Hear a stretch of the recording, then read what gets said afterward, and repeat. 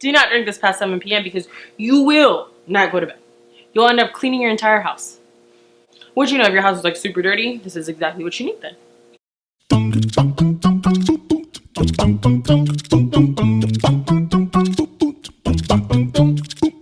Hey guys, it's me, Becca, and welcome back to my channel. So today I have a very special video that's very near and dear to my heart that I was not even really gonna film today, but I decided that I think you guys would really enjoy this and it brings some of my heritage into it. I just recently got myself a Cuban coffee maker or stovetop espresso maker, and I've been enjoying my childhood coffee that I used to drink when I was a little girl, and I haven't been able to have, even though I do live in Florida, I have more access to it. But for those of you who live further away or just enjoy a nice strong coffee, this is right up your alley.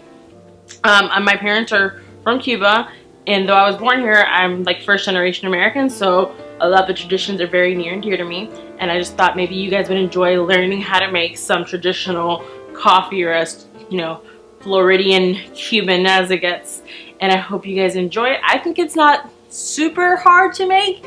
It definitely isn't like a Monday morning cup of coffee unless you really need some energy, but it's perfect for like that Saturday morning when you really want a nice brew and you want to get going, and it's just it's a nice cup of coffee, or at least that's how it tastes to me. I hope you guys enjoy. Warning, if you have a caffeine sensitivity, you don't even want to watch this video. That's how strong this stuff is. Okay guys, so for this all you will need is a stovetop espresso maker.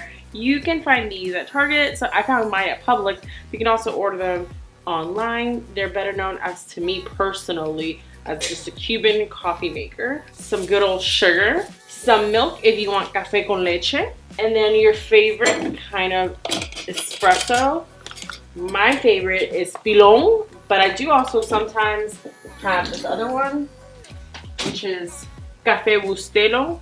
This one's just a lot like stronger in my opinion, while this one has like a good taste, and I feel like it's rich and good, but it's not like overbearing. So this is my favorite one, pilon. Oh, and you're gonna want about 1 mug so you can do the sugar mix to create the foam. Your little espresso cup if you want to just do a shot of it, just a little bit of Cuban coffee, or if you want to do it with milk, if you want like a mug. Let's get started.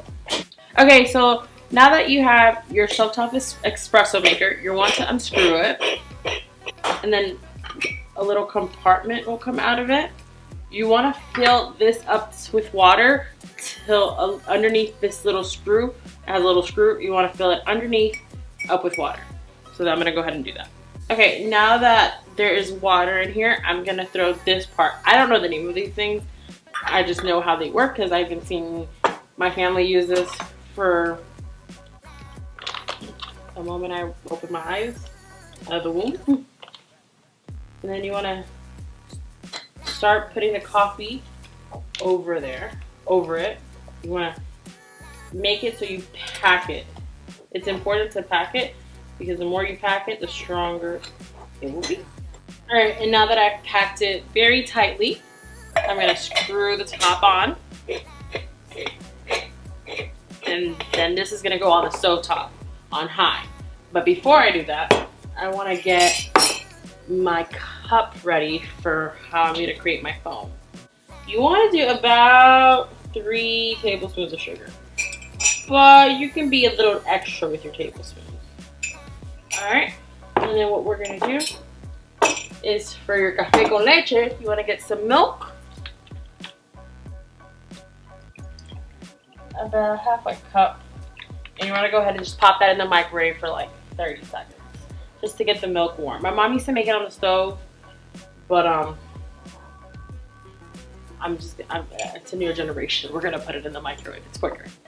Okay, then you're gonna put your stove on high and wait till the first little bit of coffee is made, and then you're gonna wanna pour that into your sugar. I like to leave mine a little bit open just so I can see when it comes out. Okay, so as you can see, the first little bit of coffee has come out. And this is when kind of hot. So I'm gonna use this. You wanna go ahead and get that first little bit into your cup with sugar.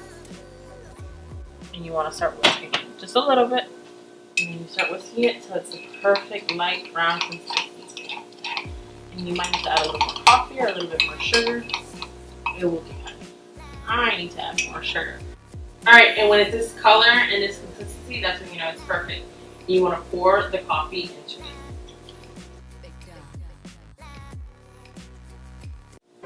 Okay, and as you can tell, this is foamed up at the top perfectly. You obviously don't want this much Cuban coffee because it is very potent.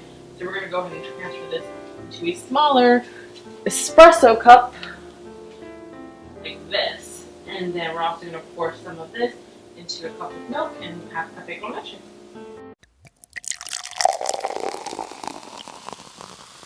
Okay guys, and there you have it. These are the 2 ways to make a nice delicious cup of Cuban coffee or espresso.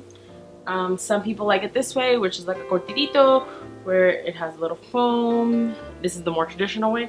I just love it with like milk. I think it's much better that way.